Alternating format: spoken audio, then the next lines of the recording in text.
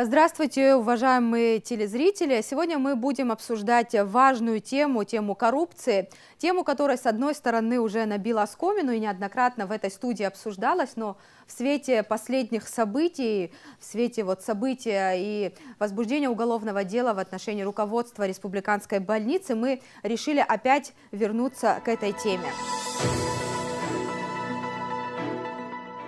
И я хочу представить наших сегодняшних гостей.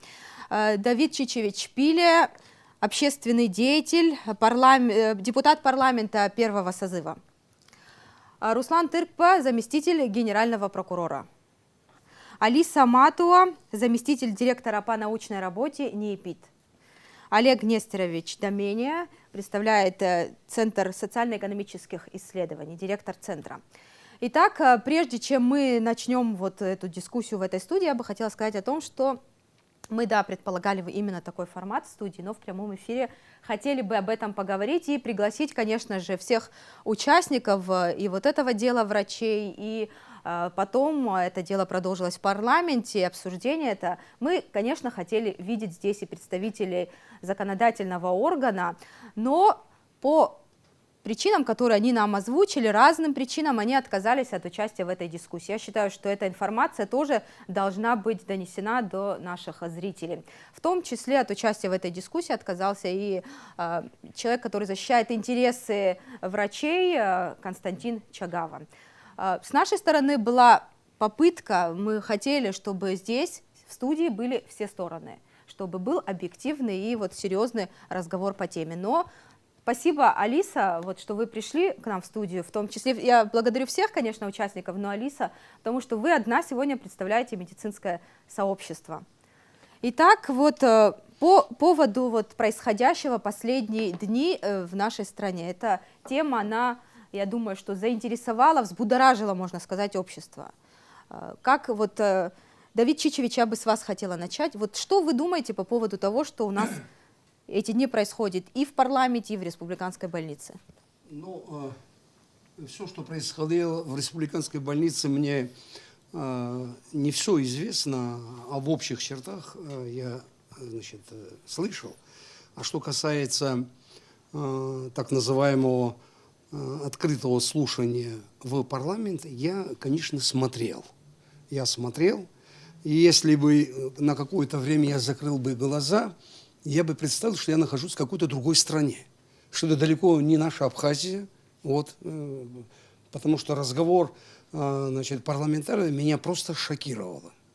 Я просто вспоминаю времена, Олег Нестерович подтвердит, это заседание нашего парламента, первого парламента, начался в декабре 91 года, и оппонентами нашими были грузины, достаточно подготовленные депутаты Верховного Совета Абхазии. У нас очень уважительный был разговор. Мы никогда не переходили определенные, скажем так, такой штамп, как должен себе депутат парламента вести. За редким исключением у нас никогда это не бывало. Да? А то, что я видел на заседании нашего парламента, это я просто не знаю, это что за балаган вообще? Это что за разговор? Во-первых, я слышал разговор, знаете, половина жаргона, непонятного вообще для меня. А другая половина, это такая поучительная, решили устроить кому-то трепку, да? Для чего это делалось, это, наверное, нетрудно догадаться. Все это, конечно, очень возмутило нашу общественность, возмутило меня, моих друзей, моих близких. Очень много было звонков с возмущением. Давид, вы что, это будете терпеть? Вы не дадите оценку этим событиям? Вы не скажете свое отношение к таким событиям? Что мы людям показываем? Что показываем нашему обществу? Давид Чичевич, вы сейчас озвучили мнение части общества. Я сейчас исследований не проводила, это большинство или меньшинство, но тем не менее сейчас очень много комментариев и в социальных сетях, и в обществе об этом говорят, что акценты сместились. Люди забыли врачей и стали обсуждать парламент. Мы о парламенте отдельно я хочу поговорить, вот то, что происходило в парламенте, мы еще с вами об этом поговорим, но к самой сути этой проблемы. Все-таки коррупция – это вот главная сегодняшняя наша тема. Что это было? Вот как вы считаете, Олег Несторович, я бы хотела, чтобы вы свою позицию озвучили. Вот по коррупции возбуждено уголовное дело со стороны Генеральной прокуратуры в отношении руководства страны. Почему такое возмущение со стороны части общества? Как вы считаете? Потому что в сфере коррупции численность людей, участвующих, постоянно растет. И, естественно, они себя защищают. Но я не столько хочу распространяться в деталях, я хочу отметить лишь следующее. Я нахожусь в таком состоянии, вот по возрасту, по положению в таком состоянии, когда я, с одной стороны, не могу сказать свое мнение относительно того, что происходит в нашем обществе, в каком обществе я живу сегодня.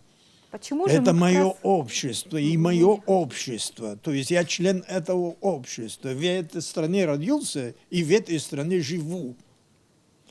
Мы за эту страну воевали, боролись, всю жизнь посвятили, ничего не оставив себе.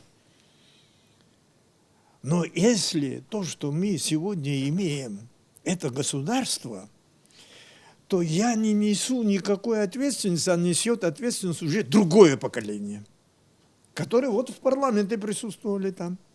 И Давид Чичевич не присутствовал, и я не присутствовал. Потому что мы уже сделали свое дело, свою миссию выполнили, наша совесть чиста, за исключением того, что, к великому сожалению, нам тоже не удавалось всегда сделать то, что необходимо было. Мы хорошо понимали и знали, куда мы катимся послевоенный период. Мы об этом открыто говорили. И у нас есть документ, свидетельствующий об этом, постановление парламента 95-го года, где все написано, как будто это сегодня написано. Это в 95-м году, а теперь посчитайте, сколько лет прошло с тех пор. И мы катимся, мы это видели,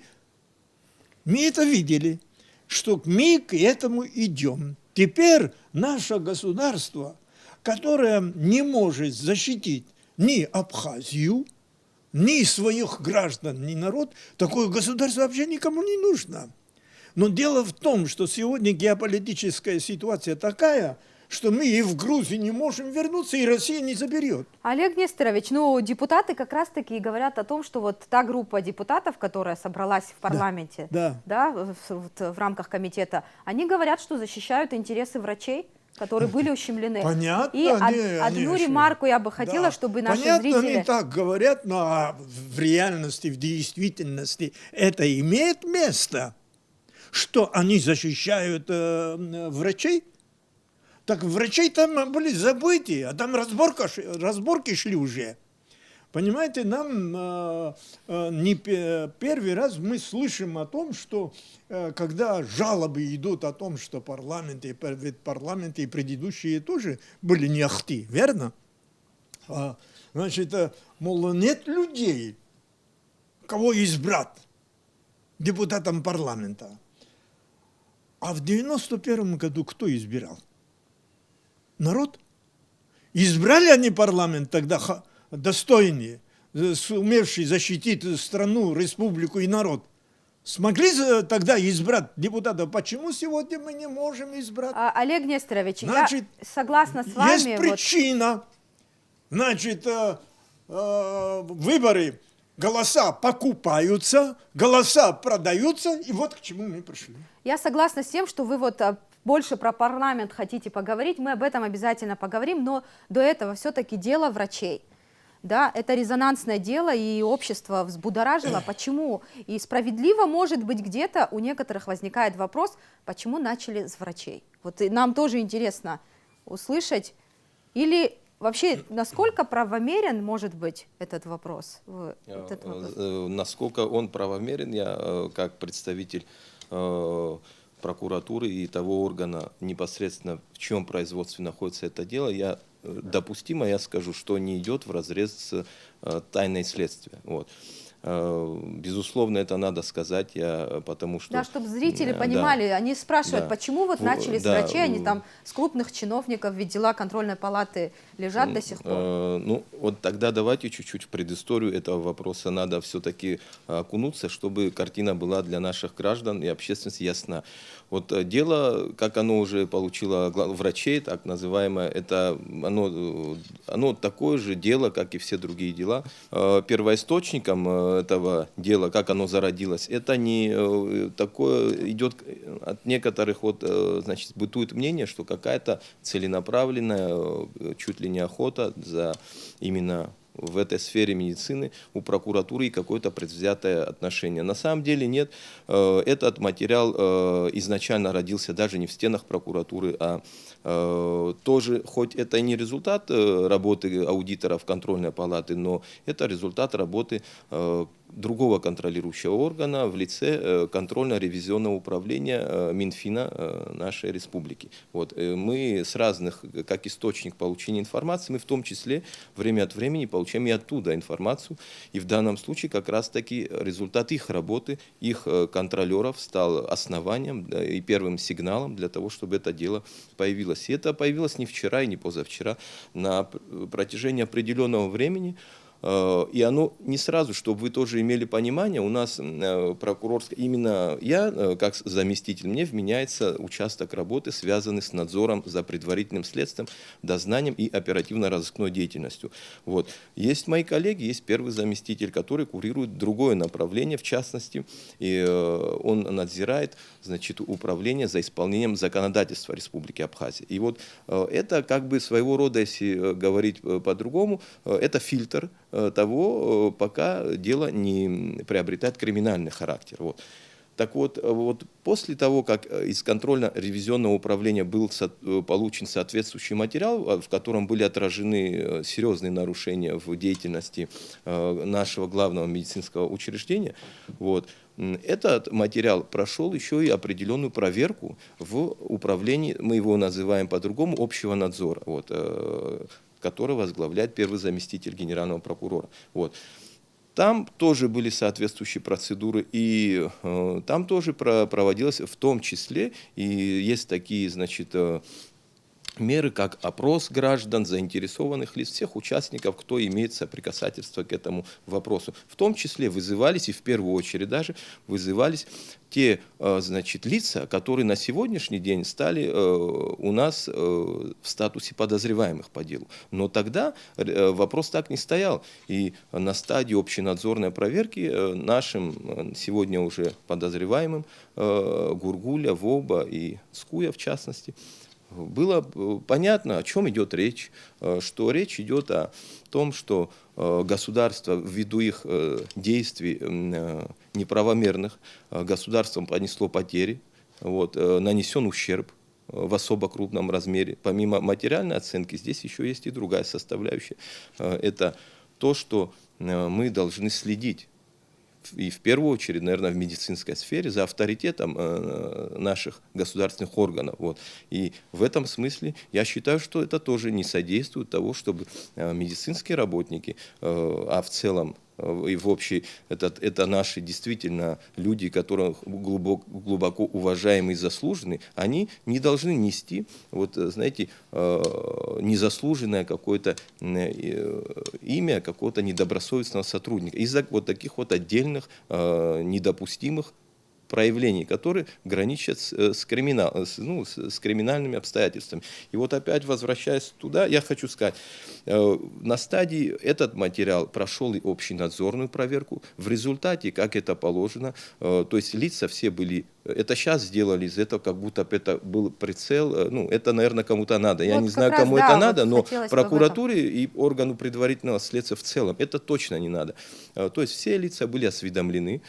Но получилось так, что никаких действий, направленных на, значит, выпрямление, или как это сказать, этой ситуации, то, что возникло, ну, в первую очередь, конечно, это дорогие товарищи, если вы взяли государственный, значит, использовали государственный ресурс, будьте добры вернуть его назад. Вот. Эта мера гражданская, можно так сказать, не уголовно-правовая, она использована не была.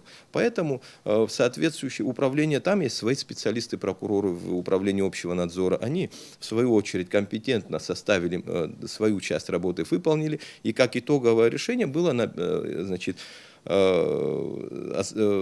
итоговый документ, это была написана справка соответствующая о наличии в действиях тех или иных лиц, теперь уже наших оппонентов процессуальных, было о наличии в их действиях признаков состава уголовного преступления. И вот тогда уже этот материал переходит уже в юрисдикцию той сферы, над которой надзираю непосредственно я, Руслан Тыркба, заместитель генерального прокурора по следствию. Понятно, что пока идет разбирательство, да? Да. Какие-то детали. Нет, я хочу сказать, что вот суть всего то, я хочу, чтобы, почему я подробно так говорю, я хочу просто, чтобы наши граждане понимали, что этот вопрос не взялся вдруг с Да, каким-то что это не было специально заказной сделано, что акцией именно какой-то. против Да, врачей. да. Это довольно свою историю. С 2019 года зародился этот материал, и вот поэтапно он пришел уже как третья, если так вот посчитать, инстанция, это уголовно-правовая оценка. И если бы наши оппоненты хотели бы реализовать свои права, пока у них было достаточно на это возможности. Но сегодня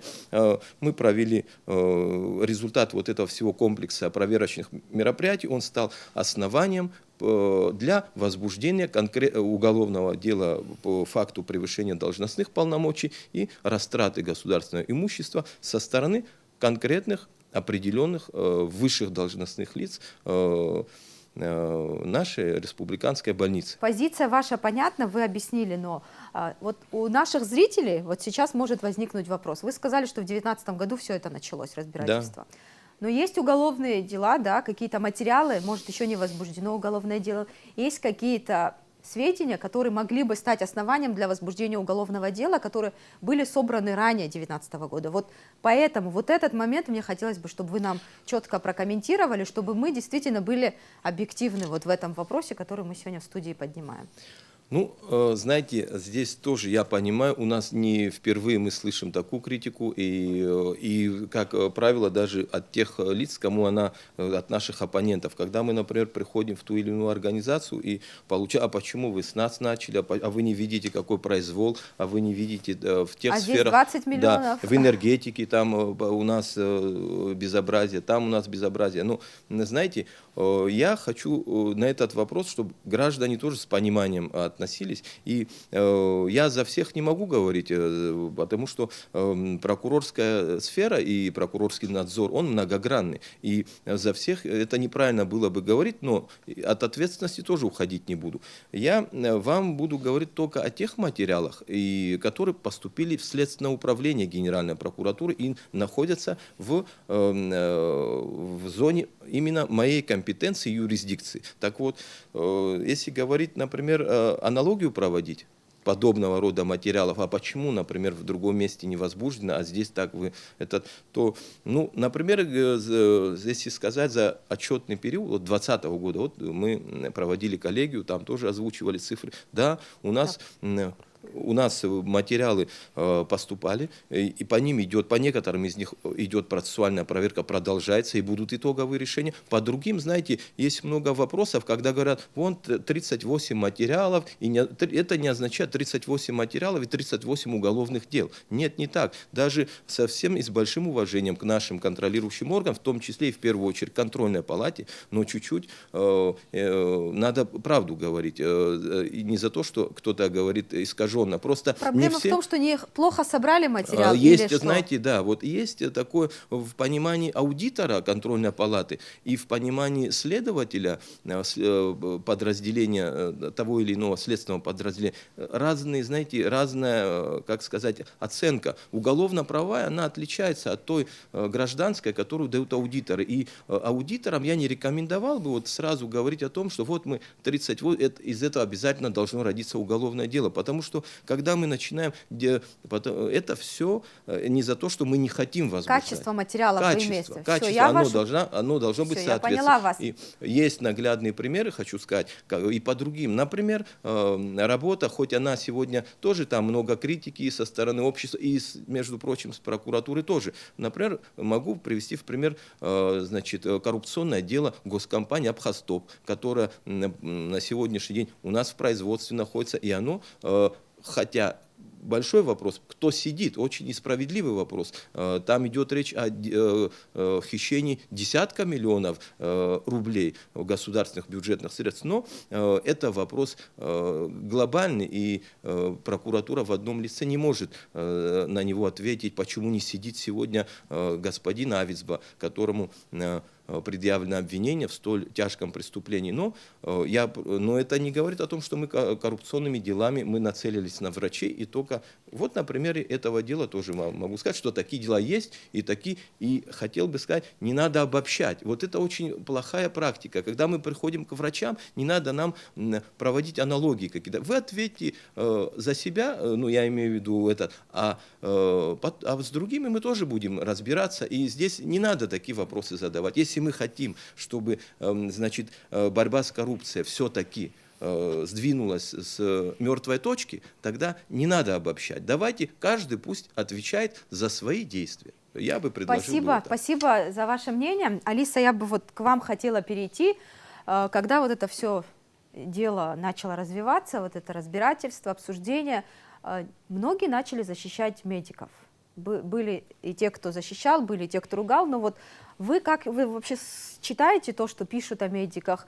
Есть и защитники, но есть и те, кто очень много ругают и говорят о том, что коррупция в медицине, она процветает. Вот ваша позиция вот под проблеме, по поводу того, что пишут, скажу вам откровенно, и в принципе близкий мой круг об этом знает, я в принципе очень мало читаю комментариев и так далее. В обществе, да, вот обсуждения потому пишут. что, честно говоря, в свете того, что сегодня у нас происходит и насколько мы загружены, позволю себе такое сказать, по ковиду, просто нет времени лишний раз зайти в соцсети, почитать какие-то комментарии. Вот это на самом деле вот так. одну ремарку, если позволите, мы сейчас никого не клеймим, да, разбирательство продолжается, виновность человека должна быть доказана в суде. Мы сейчас говорим о проблеме.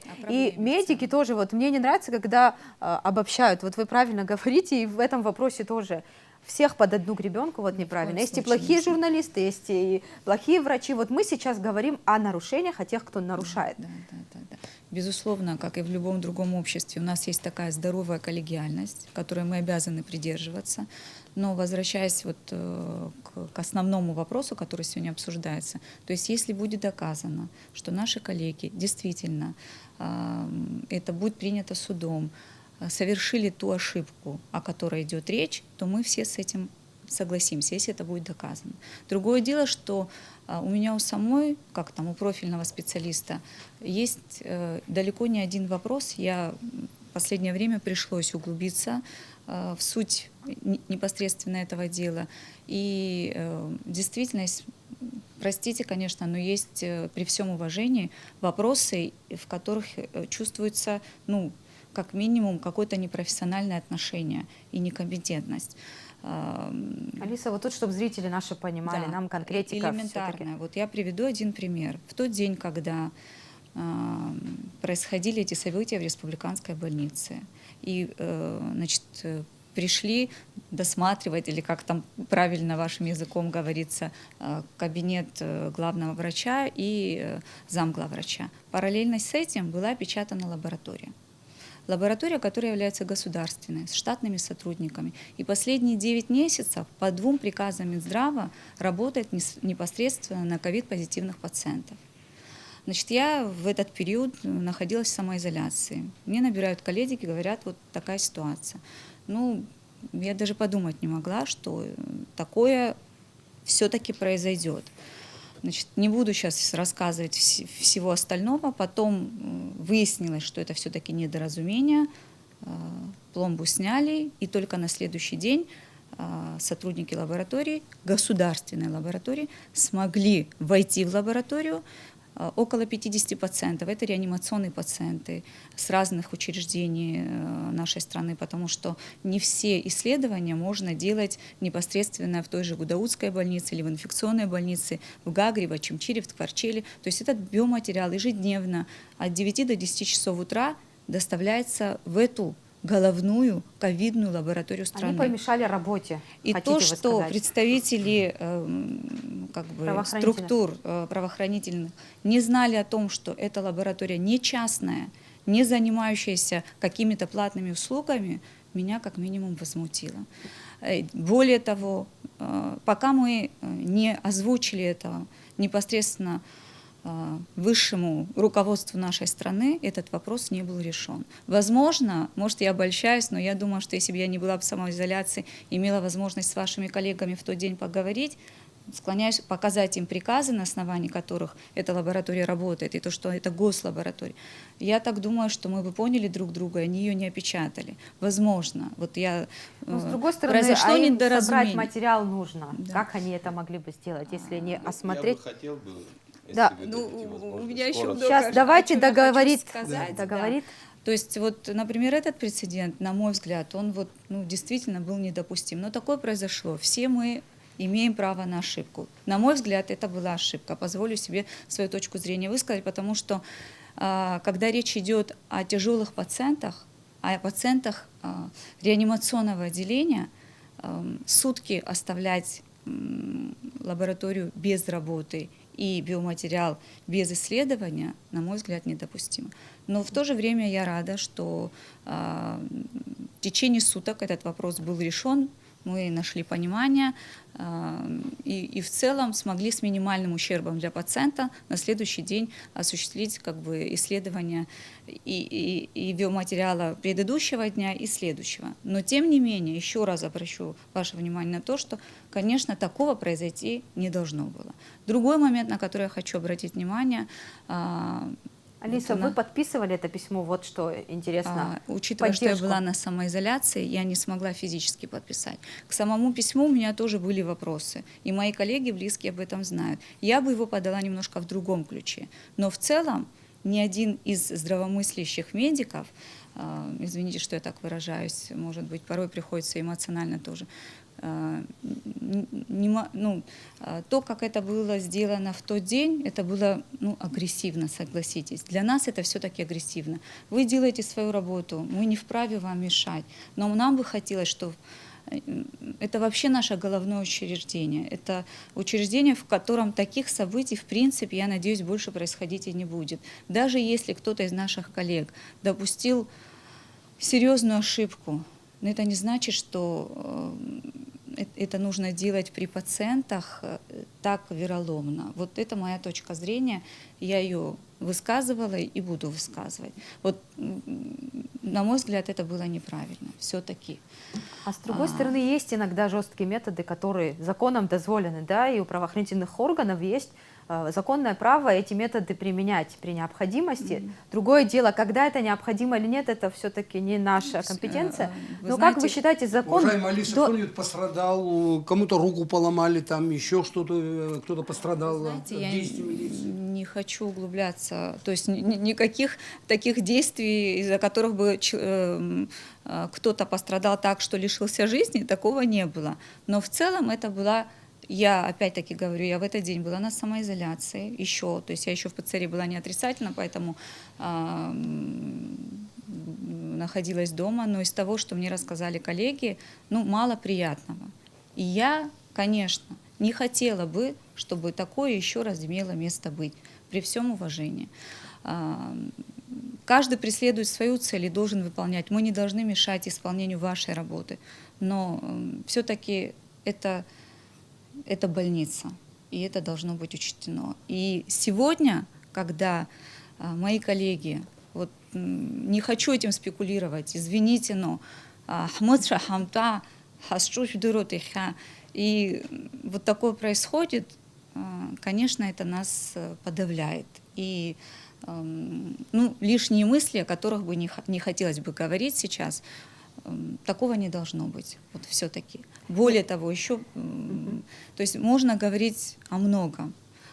также я лично с чем столкнулась. На первом суде я не имела возможности быть из-за самоизоляции. На второй суд пришла, чтобы услышать, да, так как часть моих коллег фигуранты в этом деле. И я слышу там также обвинения, то есть одним из свидетелей является другой наш коллега, абсолютно клеветнический настрой. То есть это доказать, ну, в два счета можно. И этого коллегу опрашивают, у этого коллеги он идет как основной свидетель.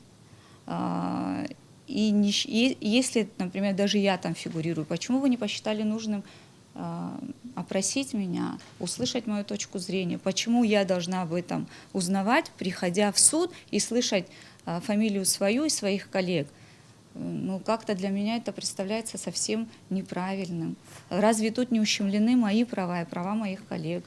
Может быть, я ошибаюсь, извините. Алиса, ваша... Да, я вот хотела бы попросить вас, во-первых, коротко, можно ли было вот таких методов избежать, насколько они были необходимы, вот с вашей точки зрения? Я постараюсь максимально, но надо чуть как бы это тут...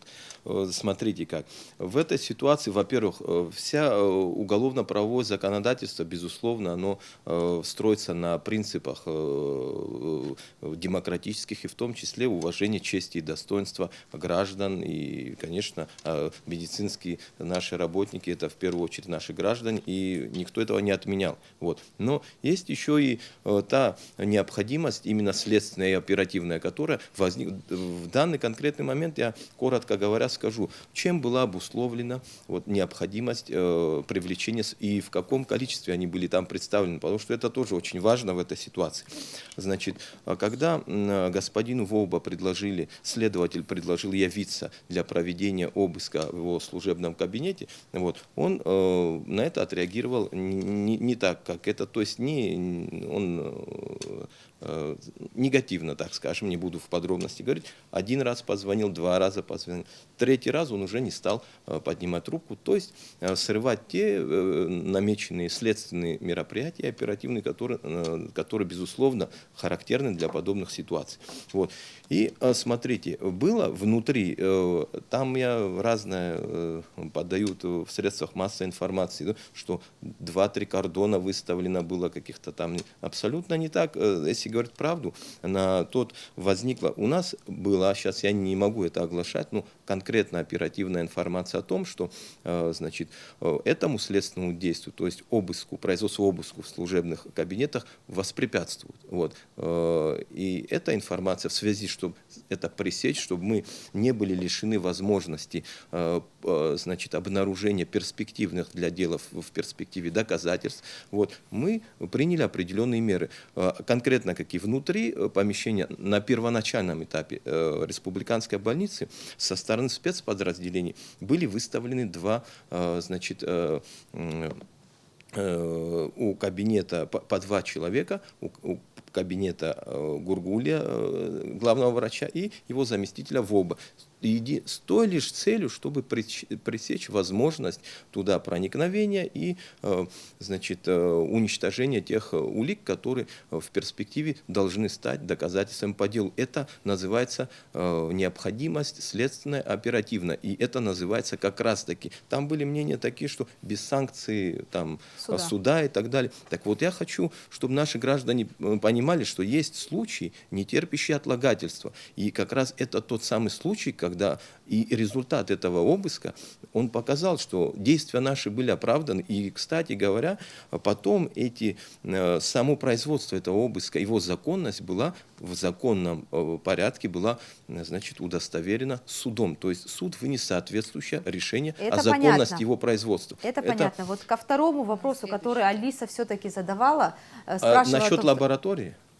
Почему она, придя в суд, только узнала о том, что она знаете, тоже вы имеет отношение давайте к этому не путать чуть-чуть. Сейчас, может быть, мы в какие-то подробности Вот приходится, но не у хочу меня в резонанс, Нет, понимаете? смотрите, это может быть, Алиса, как бы не сталкивалась, и не дай бог, это как бы такая у нас работа непопулярная. Вот. И у Алисы, такое бывает, и такое допустимо. Конечно, смотрите, у Алисы мы только что начали делать? Мы начали как бы ажиотаж ажиотаж создавать. Когда? На стадии зарождения уголовного дела. Зачем это делать? Дайте предварительное следствие. Оно не нацелено, это не карательная мера, кстати. Это требование, одно из важных требований закона и принципов как раз уголовного судопроизводства. Это возможность проведения объективного расследования. И не обязательно мы должны как находить улики обвинения, так и находить улики другой стороны, то есть другого характера, если вдруг не докажется вина. Это тоже мы должны делать. Это... Руслан Львович, я поняла, я вашу позицию поняла. Но, тем не менее, я остаюсь со своим Я вопросом. хотел бы один вопрос еще, это очень важно, насчет лабораторий, потому что создалось такое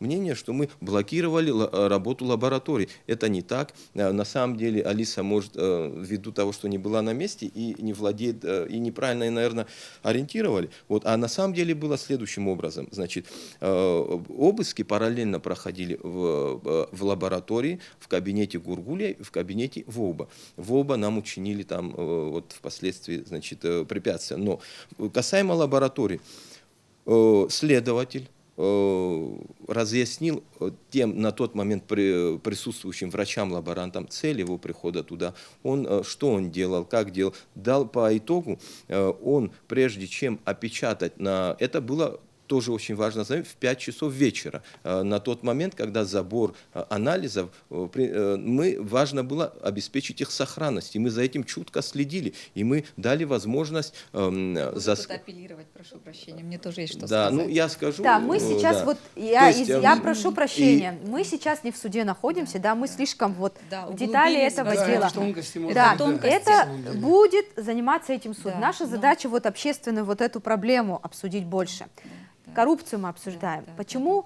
некоторые считают, что в отношении заслуженных людей, которые имеют какие-то заслуги перед Отечеством, нельзя жестко применять закон? Олег Нестерович, как вы считаете, это правильно ли к людям вот какое-то снисхождение делать, если он имеет заслуги перед Отечеством? А вот мы, будучи вот в возрасте, не могли, например, воевать, и, значит, по отношению к нам закон должен по всей строгости. Да? Вы Вот. задаете вопрос, дважды два это 4 или нет? Ну вот, Понимаете? все-таки, а Неужели почему это мы- надо разъяснять вообще здравомыслящему, нормальному человеку, взрослому человеку? Ребенку можно объяснять, что дважды два это 4.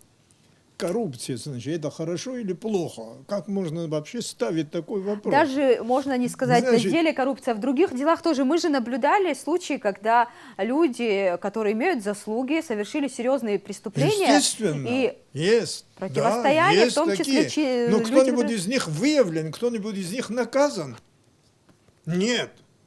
Я Значит, вспоминаю если- громкое уголовное если- дело, которое с если трудом было кому-то доведено. позволено, скажем, нарушать закон, а почему я не буду нарушать?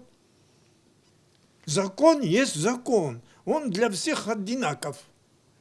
Но тем не менее, вот это давление же есть в связи с этим. Ну, как оно, к естественно, чему это будет. вообще может Давление привести? будет, естественно. Не только было, есть и будет и дальше тоже. Вы уверены в том, что мы лучшего парламента изберем? Вот через год нам предстоит выборы. Лучшего парламента мы не изберем. Вы уверены?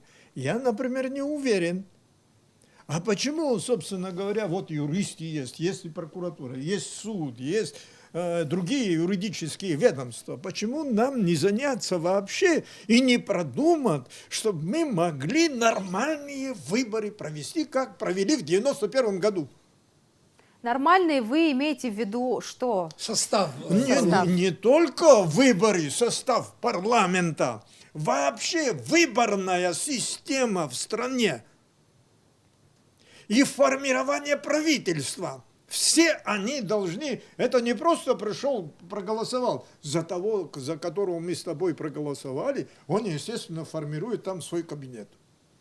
По родственным принципам, по коррупционным принципам, и еще по каким угодно принципам он формирует вообще систему власти. Это судебно, это законодательно, это исполнительно и так далее. И, кстати говоря, я сейчас вспомнил, вот этот парламент, который недавно заседал и о котором мы с вами говорим, да, он великолепно высветил, что ветви власти не составляют структуры единства. Они не должны принцип разделения А властей? вот видите, как вы рассуждаете? Видите? Они должны составлять единство. Они должны взаимодействовать. Если прокуратура и соответствующий отдел парламента, они взаимодействовали бы, работали бы вместе, обсуждали бы всю эту процедуру проведения этой операции, не было бы этого случая. Они не работают друг с другом, напротив, воюют между собой. У нас и исполнительная, законодательная, судебная власть. Там война идет. Алиса, вы добавить хотели что-то? Да, я хотела добавить, Что вот так происходит? сложно с вами не согласиться. Более того, мне бы очень хотелось, это, по-моему, наверное, желание каждого гражданина, чтобы мы были не противопоставлены друг другу, а в дружном тандеме работали. То есть я, например, в свое время тоже возглавляла в Минздраве отдел по госнадзору выполнения медицинской деятельности. И по той же республиканской больнице у нас были проблемы. То есть у нас была проверка месячная, есть документы, соответствующие акты, и ни одно предписание выполнено не было. Как раз-таки это вопрос к тому, кто является главным свидетелем по этому делу. У меня лично к этому человеку много вопросов. Понимаете, и сегодня для меня полный резонанс, когда вытаскивается одно дело и не вытаскивается другое, по которому намного больше вопросов. И намного больше проблем. Алиса, вот вы говорите, что нет результата. Были дела, были примеры, но нет результата. Да. А мы общество, мы не медики, мы не прокуратура, мы просто Вы знаете, простые я не люди. за здоровую- Хотим получить страну, где нет коррупции. Я хочу прийти Я тоже в хочу, медицинское учреждение, я плачу налоги, честный гражданин. Вопросы Нала, которые им задавали на этом слушании, да, вопросы, которые задавались, это предмет совместного заседания и обсуждения текущих проблем. У вас Это нет совместное диалога заседание, с они парламентариями и с совместно другими должны решать. структурами? Почему огромное количество людей Ну, собрали в знаете, парламенте и там задают друг другу такие вопросы? Они же вместе Очень должны жаль, что у решать нас это. нет сегодня здесь парламентариев. Конечно, мы о них говорим и без них, поэтому Ну, чуть-чуть качество да, разговора вот будет я другое. вот но- по этому поводу, если коротко говоря, я вот то, что было в парламенте, например. Во-первых, я чуть-чуть не понял один момент.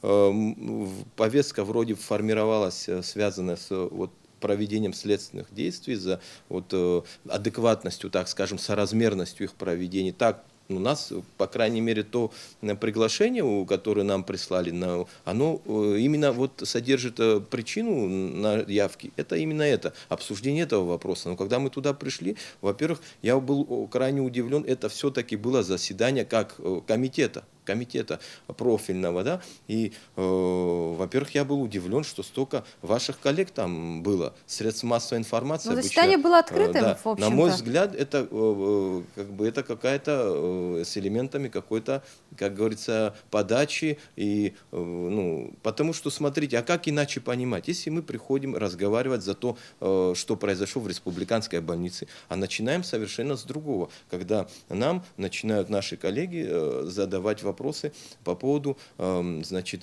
того отчета результатов коллегии, который было накануне, то есть криминогенной ситуации.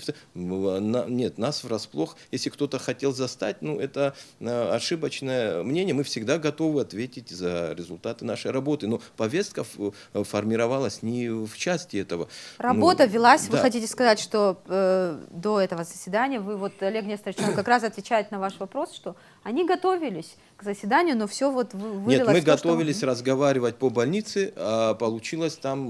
Диалог все-таки есть между ними Можно какой-то. по поводу Но я скажу, вот впечатление, какое я вынес, конечно, я не могу настаивать на эту точку зрения, но мне тоже кажется, что, конечно, прокуратура достаточно не продумала все тонкости, детали такой операции. Ведь фактически сколько времени вообще действий прокуратуры не совершала, и вдруг раз, неожиданность. Вы должны были, конечно, более тщательно продумать все детали, все нюансы. Олег Несторович, а как же тогда им, вот, как вы предлагаете? Знаете, вообще, вот эта коммерция, она проникла везде. И врачебное сообщество не является тоже исключением. Но врачи, педагоги, коронавирус, вот этот вирус, вывел на передний места в жизни общества, они теперь играют ключевую роль в жизни общества. Значит, государство должно в первую очередь заботиться о них. Сегодня так Но это стоит одна вопрос. категория врачей. Есть и другая, которая может нарушить закон. Да, конечно. Теперь как нам быть? Закон же должен быть. за всех. Там же не все воруют. Есть порядочные люди, есть порядочные врачи, хорошие специалисты, есть порядочные педагоги, хорошие специалисты. Органы соответствующие должны знать, кто есть кто. У нас, слава богу, 240 тысяч населения. Ну, Олег Несторович. Несторович, нет, продолжение слова Олега Несторовича, даже то, что я услышала на суде вот по поводу там чести, достоинства, и есть как бы столько лет занимаешься определенной деятельностью, и вот так кто-то может опорочить тебя, извините, с этим вот... А вы посмотрите вообще, сколько аптек вообще в городе.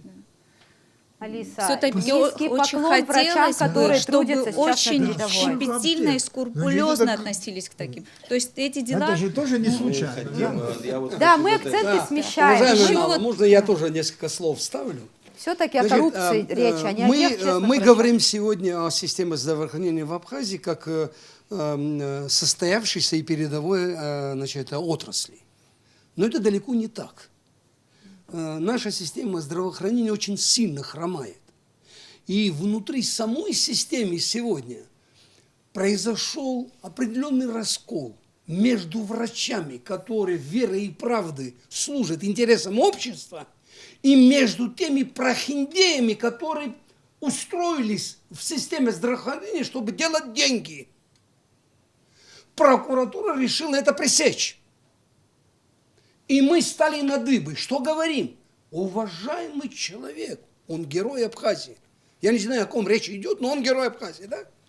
Герой Абхазии, простите, пожалуйста, это не награда, это звание. И она дается пожизненно человеку. Он героем не только на фронте, он и по жизни должен героем оставаться.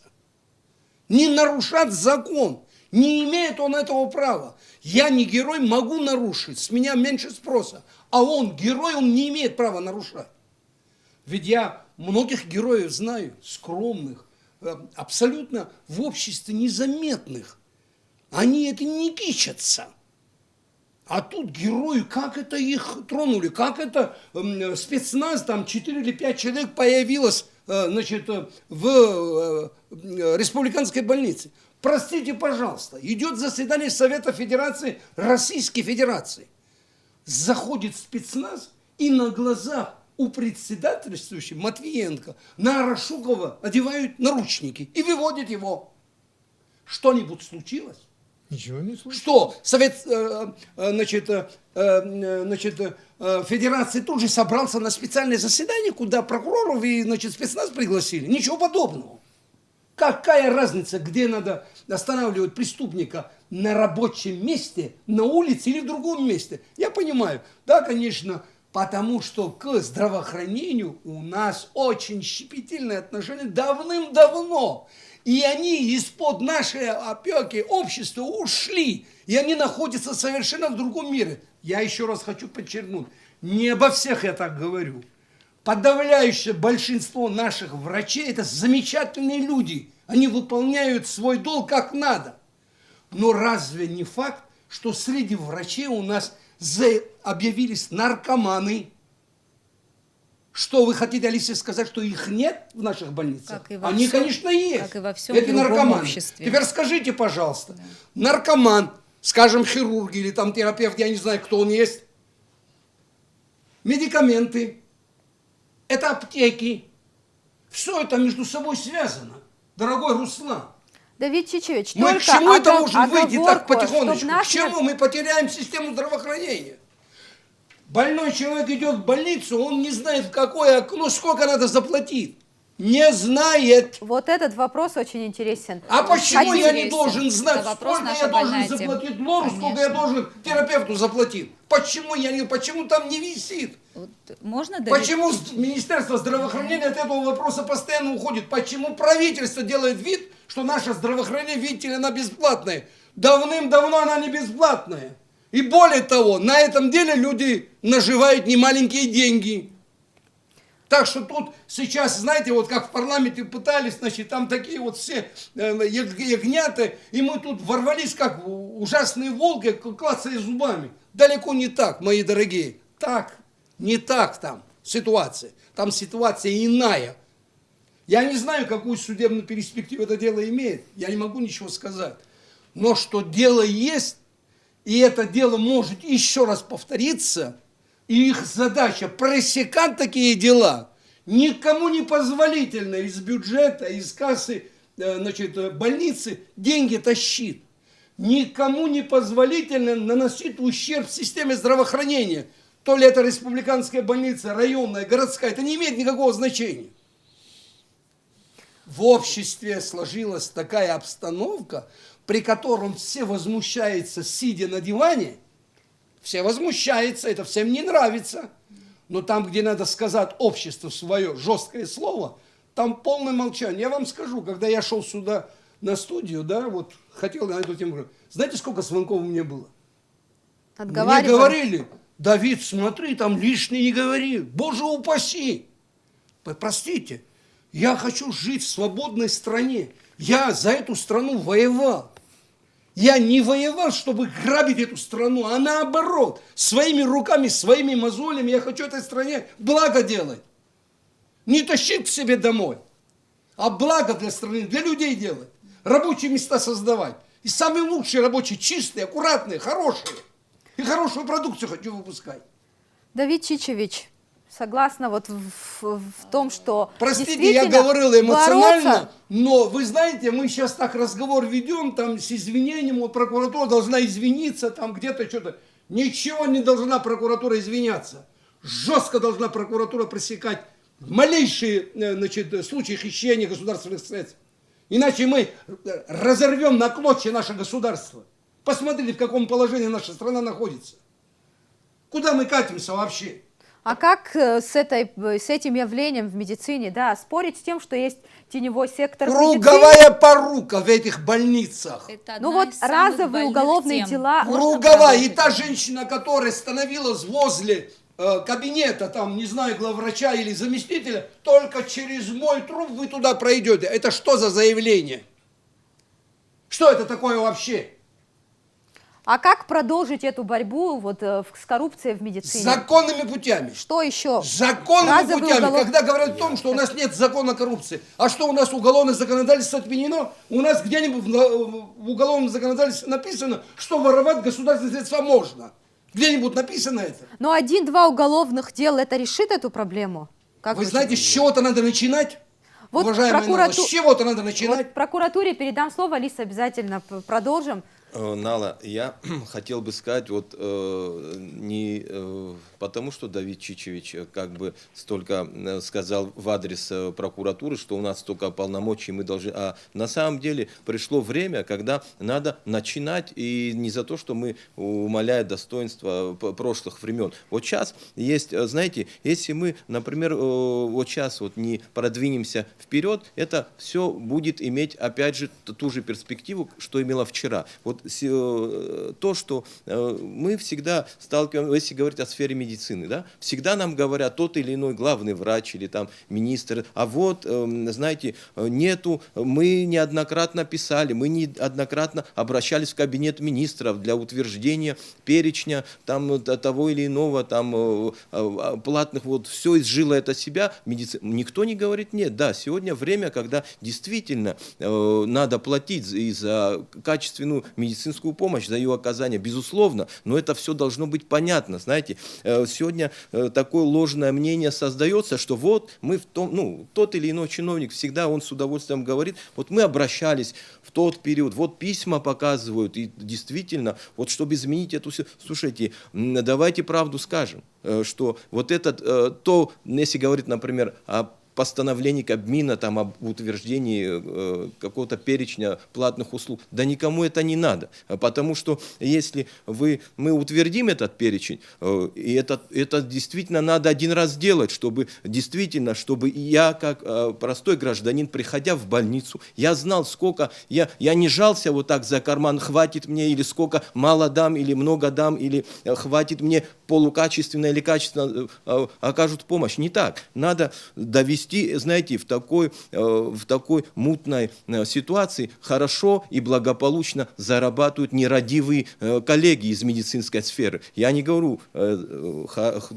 там больше порядочных людей, но они как раз таки страдают из вот таких вот Конечно, страдают. отдельных взятых инцидентов. Нам нужно утвердить это, там надо учесть все социально ущемленные группы лиц, надо посмотреть на инвалидов, на ветеранов Отечественной войны, Ну и на малоимущих там и так очень далее. много «но», поэтому это да, вот, никак не Нала, могут я вести. буквально, что это даст? Это даст, во-первых, это даст высвободить какую-то часть бюджетных средств, и в этом смысле, если можно так сказать, больница отчасти перейдет на хозрасчет, или как можно это выразиться, и, соответственно, какая-то часть республиканского бюджета высвободится на другие нужды. Они будет оседать в карманах у отдельно взятых, опять же, отдельно взятых. Они вот эту формируют общий фонд негативных отзывов о качестве медицинской помощи. А остальных, по большому, 80%, я уверен, и может и 90%, это порядочнейшие люди, которые знают свою работу.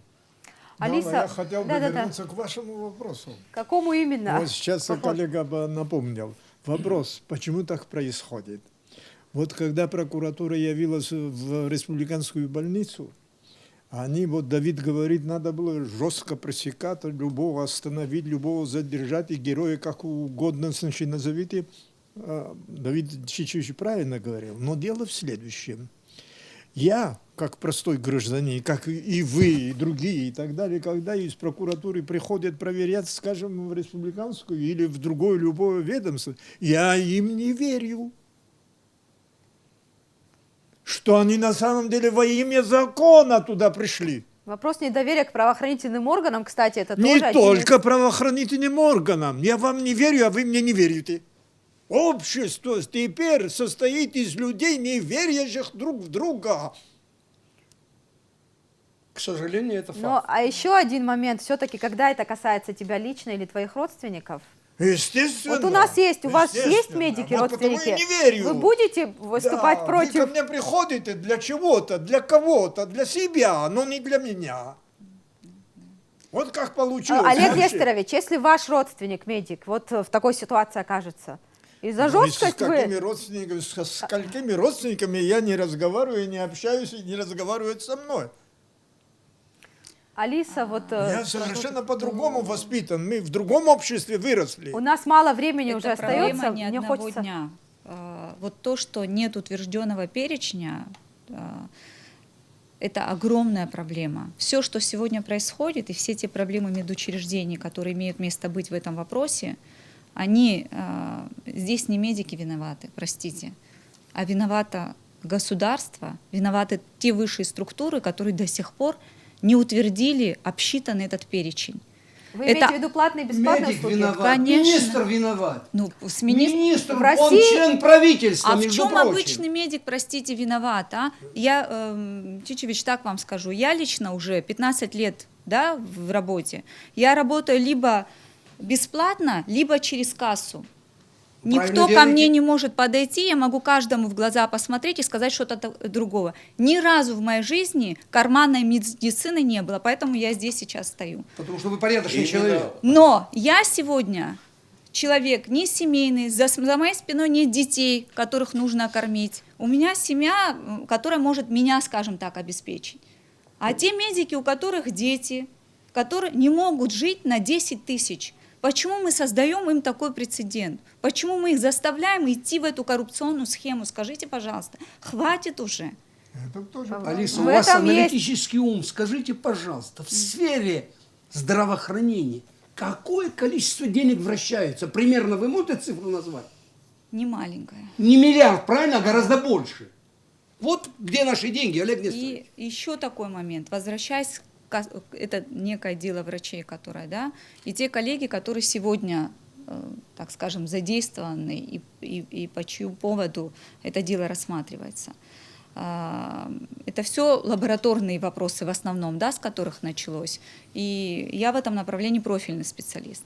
И в 2016 году, когда создавалась эта многопрофильная лаборатория, я была направлена Минздравом в эту больницу на полгода для вот этих всех реорганизационных процессов, которые, как мне кажется, с трудом, но успешно были выполнены. И мы создали многопрофильную очень хорошего качества лабораторию. И тот же Георгий Владимирович вместе с главврачом Иваном Бастамуром Алексеевичем стояли просто настолько рядом, и мы сумели это сделать. Без них мы бы не смогли это сделать. То есть тот человек, который тогда настолько яростно, не для того, чтобы какую-то выгоду материальную, а это было рассчитано на стационар в первую очередь, потому что это головное учреждение.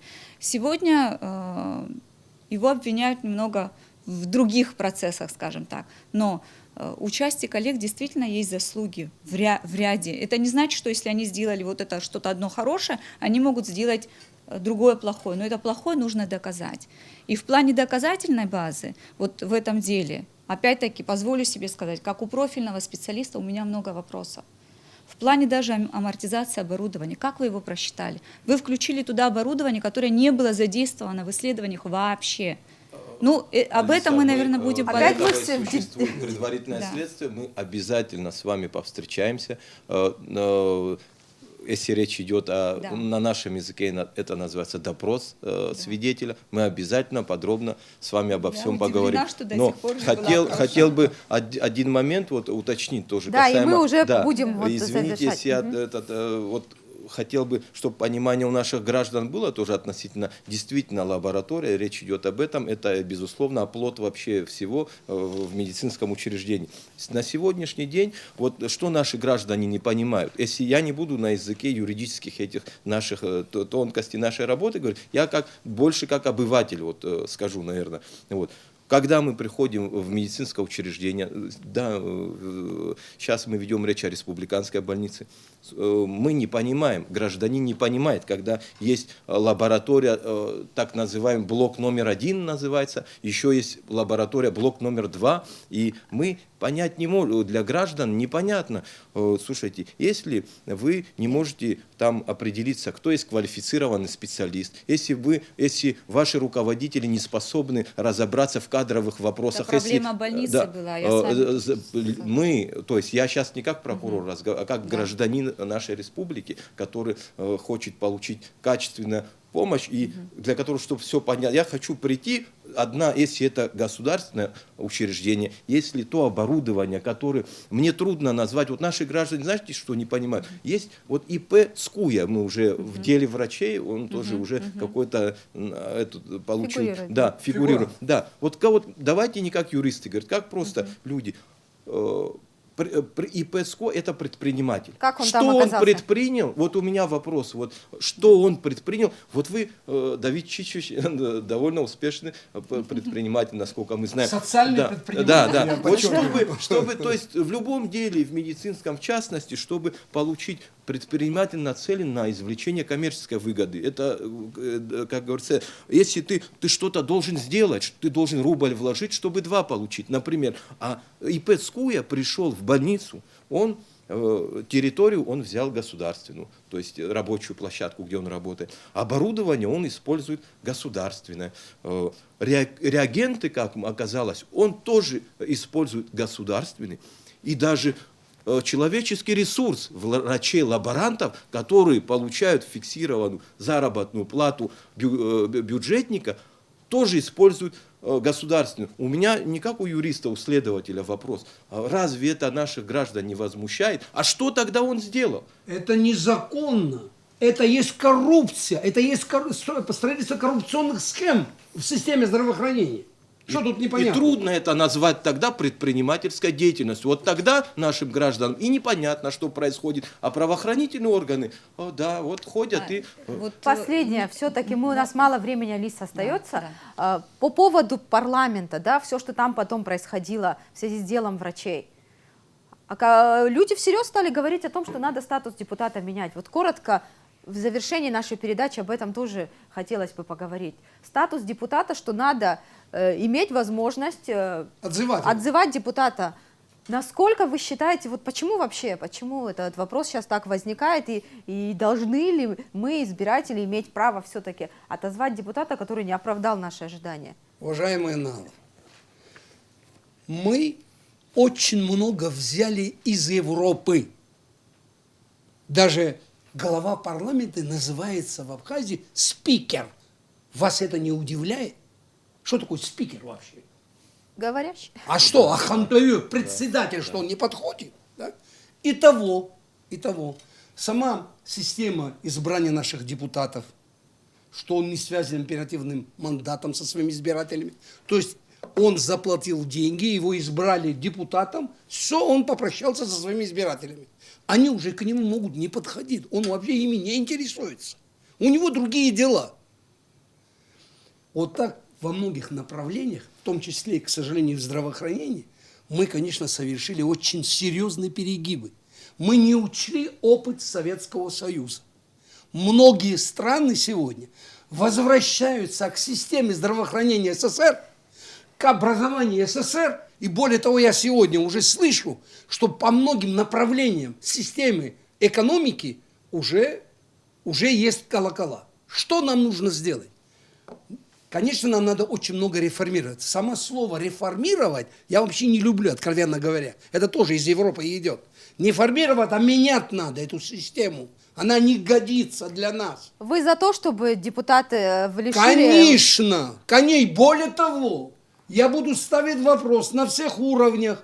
Депутата надо лишить депутатской неприкосновенности. А бесконечная череда выборов, которая может последовать за этим, допустим, какие-то неугодные силы будут... Вы знаете, Нала, захотят где-то убрать. мы можем, конечно, ошибиться, но это по ходу можно. Ничего вечного в нашей жизни нет. Вот я говорил с прокурором, начальник милиции города Сухум какие права имеет сегодня по отношению к гражданам? Никаких прав. Хулигана не может задержать. Мы лишили всех, и в том числе и прокуратуры, чуть что сразу бежим в суд. А что, в суде у нас самые лучшие люди в Абхазии собраны? Самые принципиальные, самые честные? Кто-нибудь может это утверждать, что у нас в суде это самые лучшие люди, самые лучшие граждане Абхазии работают? Далеко не так. В судах у нас ломаются самые перспективные дела. Если депутат парламента на вашей встрече заявил, что я любое дело на суде поломаю, это катастрофа. Значит, наша система судебная никуда не годится, если там можно поломать любое дело. А член парламента, для того он и в парламенте сидит, чтобы он должен такие законы принимать, чтобы ни у кого не возникло желания дела ломать там. А Вот всё ломать, должно быть по в закону. суде какие-то дела депутат вообще должен? Имеет Ну, такое это вообще хулиганство, по большому счету, я вам скажу так. Что значит, я буду любое дело сломаю? Что это такое вообще? Как он может такое заявление делать? Если он ответственный депутат, а если он безответственный человек, конечно, он может об этом говорить. Я хотела бы, чтобы мы потихоньку вот подвели итог. Все-таки мы не просто здесь собрались, да, чтобы констатировать какие-то факты. Мы ищем путь, как выход, как все-таки эту проблему решить. Что вот мы на примере дела врачей говорим сегодня о коррупции, о том, что происходит в парламенте. Что вы, вот, Олег Несторович, предлагаете из того, что увидели, услышали за последние дни? Первое, наша практика, политическая, социально-экономическая практика, которая служила в послевоенный период, она на поверке оказалась ущербной и губит это общество. Это первый тезис. Это не годится. Это не оправдывает и не ведет к какому-то позитивному исходу. Стало быть, нужно искать. Вот как вы говорите, нужно искать. Найти какой-то выход. Дело в следующем. Наш избиратель, Налочка, наш избиратель, он не знает, каким должен быть депутат, каким должен быть президент, каким должен быть министр. Он не знает. Хопский или губский, арасазыхский крестьянин не знает. Но он же голосует. А мы ему доверили. Он голосует. И голосует каким образом? С точки зрения своего представления. Он хороший парень, он мой родственник. Это мне сказал, А что что он с сознанием тогда мы сейчас хороший делать человек. можем? Так нельзя по такому пути. Европа для того, чтобы к такой избирательной системе пришла, ей понадобилось 200-300 лет. А за 10-20 лет мы сможем вообще наше население подготовить, чтобы оно избирало? Ну, Олег Несторович, у вас совершенно пессимистичный прогноз. Значит, нам Нет, ничего это не не пессимистичный, удастся. это самый оптимистичный.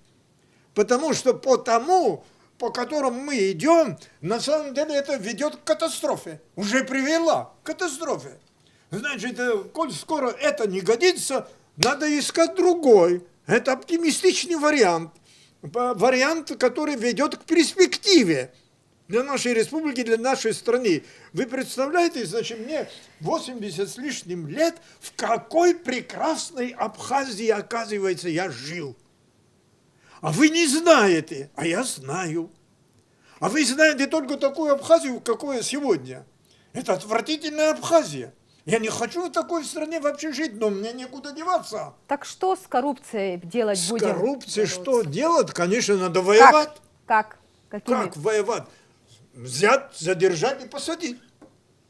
В С соответствии кого с начать? законом. С чиновников или вот снизов все-таки? В первую очередь чиновников.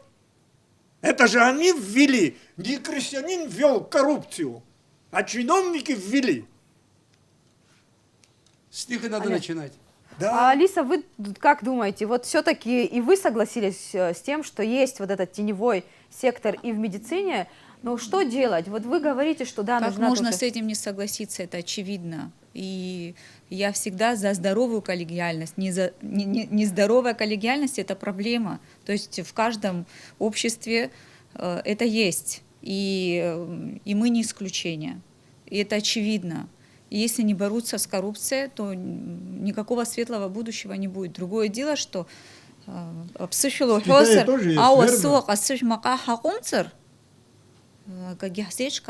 если человек виновен, Но пока не дошло до суда, такое нет, и противостояние будет. мы если- сейчас, я щас- я не говорю о конкретном этом деле, я в целом говорю. Что касается этого дела, то мне, например, не хватает доказательной базы. Я лично вижу, извините, что я так вот якаю, простите, много оплошности, извините, но я готова мотивировать. И по пунктам, которые, вот я говорю о оплошности, обосновывать. Хочется очень, чтобы мне, как гражданину этого общества, крайне важно, чтобы такая мощная структура, как прокуратура, я хочу на нее опираться, я хочу на вас опираться, а не противостоять вам, понимаете? И мне крайне важно, чтобы все, что вы делали, было профессионально. Так же, как мне важно, чтобы мои коллеги, медики, выполняли свою работу качественно, за что я борюсь многие годы.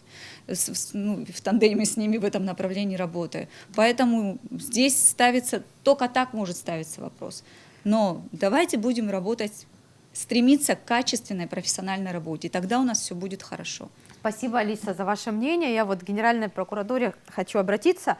На ваш взгляд, вот тут понятно, вы рассказали о том, как это все дело развивалось, но вопрос недоверия к правоохранительным органам, как преодолеть, ведь это напрямую зависит от того, как мы будем бороться с коррупцией, как мы будем реагировать на то, что делают правоохранительные органы.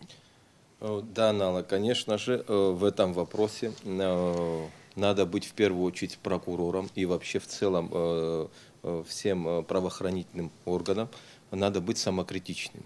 Вот. Прокурору в первую очередь, потому что он занимает центральное место в системе правоохранительных органов. То есть сам прокурор, который требует исполнения того или иного закона, он должен иметь в первую очередь и моральное право для того, чтобы этого требовать. Если тот прокурор будет призывать врача значит, к исполнению закона, он не должен в то же самое время заниматься коррупционными схемами на стороне.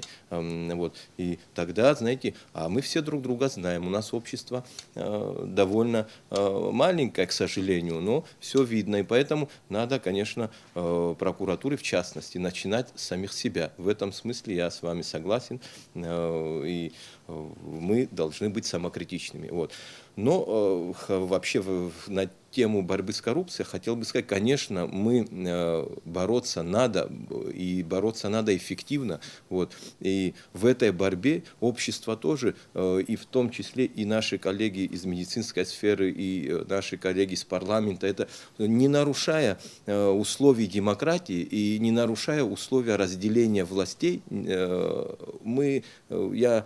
знаете, чуть-чуть у нас сегодня, вот, знаете, мы чуть-чуть, стержень должен быть все-таки у нас, во-первых, президентская форма правления. У нас президент задает, значит, тон и задает все, как будет развиваться государство. Если в приоритете у нас глава государства говорит, что надо бороться с коррупцией, мы все должны не врозь это делать, а наоборот, да, в тех же промахах правоохранительных органов, если надо подсказывать друг другу, но вот этот, как говорится, стержень, он должен быть непоколебимый, если мы хотим построить государство. У нас есть вот сейчас на данном этапе, между прочим, на мой взгляд, я очень с оптимизмом смотрю, но вот мне кажется, вот сейчас очень ответственное время. Каждому времени свои, как говорится, такие испытательные моменты. И вот сейчас мы стоим в таком времени, когда мы должны все вместе не на словах, а на деле показать, чего мы стоим. Мы, те судьи, которые принимают решения, они чуть-чуть должны тоже смотреть на, то есть не на вот эти вот необоснованные в некоторых случаях какие-то условия демократии, или там, а все-таки посмотреть, как ущербно будет принять то или иное решение, и все-таки стержень должен быть государственным. Вот как, на мой взгляд, надо, его час именно надо, надо идти вперед, и только так мы добьемся успеха. А прокурор должен быть честным. Спасибо большое. Давид Чичевич, вот последнее слово передо мной. Последнее слово хочу вам передать. Все-таки вывод, основная наша цель. Что делать, как решать? Воля главы государства сегодня очень важен для общества. Коль мы взялись, как вы сказали, уважаемый Руслан, нам надо это дело раскрутить, нам надо дальше наступательно работать, конечно, вы должны чувствовать поддержку со стороны центральной власти Абхазии. Непосредственно со стороны президента. Он сегодня вправе, он сегодня может вас поддержать, он обязан вас поддержать в таком серьезном деле. А мы, общественность, мы вас поддержим. Мы будем с вами, мои дорогие. Надо наводить порядок в Абхазии. Здесь растут наши дети, наши внуки. Какую Абхазию я им оставляю? У меня болит душа. Конечно, мы с Олегом Несторовичем принадлежим другой эпохе, к другой Абхазии, где были совершенно другие отношения. А сегодня мы видим абсолютно другое. И, конечно, очень болезненно мы это переживаем. Я вот, пользуясь случаем, обращаюсь к нашему руководству, в том числе и к руководству парламента, чтобы они осознали свою ответственность перед обществом. Они несут ответственность. Ведь законодательная власть – это тоже ветвь власти. А коль она власть, она несет за положение дел в обществе ответственность. Точно так же суды несут ответственность. Точно так же, конечно, и исполнительные органы несут ответственность. Все вы несете ответственность за нашу страну. Нету людей, которые будут сидеть там в тени и оттуда смотреть. Вы работаете, а мы посмотрим, как вы будете работать. Ничего подобного. Вы все вместе должны работать. Спрос будет с каждого. По крайней мере, общество хочет четко и ясно понимать, мы готовы дальше двигаться сегодня или будем топтаться и катиться обратно назад. Да посмотрите, что вокруг нас происходит. Давид Чичевич, спасибо большое. Я процитирую себя. Слова, которые я говорил еще после войны сразу же. Если мы на своей территории не наведем порядок, то порядок будет здесь наводить другой. Но не для нас, а для себя. А мы до сих пор не навели порядок. Порядок ухудшается. Спасибо, Олег Несторович. Давид Чичевич, вот ваша мысль, там основная фраза, это то, что нужна политическая воля. Конечно. Вот это стержень, вот этой Очень борьбы против момент. коррупции, это вот пример, который должна показать власть, потом в продолжении это исполнительная власть, Генеральная прокуратура и так далее. Мне кажется, борьба, начинать ее с чиновников или с кого-то отдельно, эта борьба должна носить масштабный характер. В том числе и с низов, вот тогда она будет эффективной. И разовый, может быть, это начало такой масштабной борьбы, и мы очень на это надеемся, и мне кажется, поддержка общества. Общество тоже не обманешь, да, когда люди увидят, что эти люди понесли наказание, они действительно заслужили это наказание, и доверие общества к правоохранительной системе и к власти тоже будет возрастать. Я благодарю всех, кто сегодня согласился прийти в нашу студию. Еще раз хочу сказать, что мы очень хотели здесь видеть законодателей наших, тех особенно, которые принимали участие в дискуссии в парламенте, и самих вот людей, которые подписали это письмо, врачей, но, к сожалению, как я в самом начале передачи объяснила, они отказались от такой дискуссии. Спасибо.